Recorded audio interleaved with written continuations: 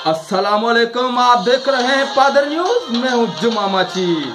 आपको एक अहम ब्रेकिंग न्यूज से आगाह करते चले कि पूरी दुनिया को परेशान करने वाला हुक्मरान, सियासतदान और बिजनेसमैन के राज फाश करने वाला पनामा लीक्स आखिर कौन है, क्या करता है। पादर न्यूज की टीम ने उसको ढूंढ ही निकाला। आइए आपको मिलाते हैं पनामा लीक्स से लाइव। मैं हूं पानामा देश और मैं सारी दुनिया को परेशान करके अब पहुंचा हूं आपके शहर सकंड में। और मुझे सब पता है, इन रोडों के, रास्तों के, नालियों के, जिन जिन ने भी पैसे खाए, सब मुझे पता है, सब सबके राज मेरे पास है। जिसको जो करना है कर ले, मैं किसी से नहीं डरता, नहीं डरता किसी से। मुझे कहते हैं पानामा देश।